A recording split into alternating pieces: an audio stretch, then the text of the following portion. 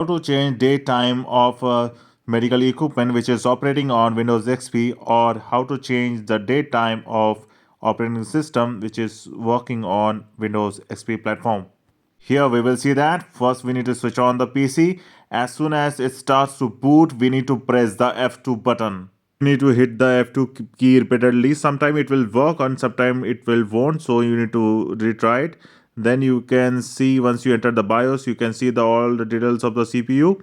Here you can see all the details, and from the number key you need to change the number, and from up down key you can scroll the system.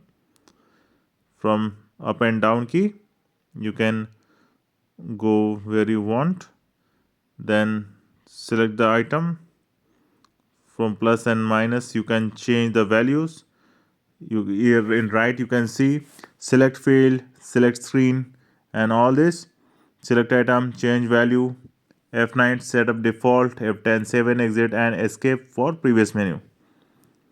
So like this you can change the date as well as you can change the time.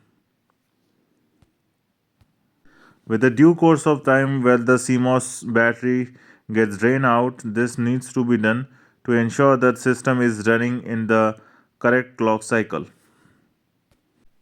After that, when you have changed the date and time, you need to press the F10 for saving and exiting.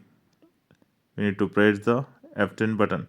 Then it will say exits changes, Y for yes, and for no, press Y, Y and N. So here we are pressing Y. So after this, the system will reboot. You can see now the Windows XP is loading,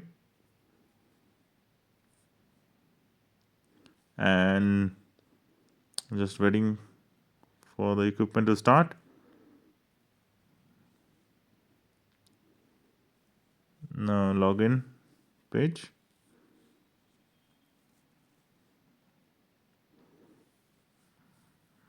Now we have the desktop view, and the date and time has been changed.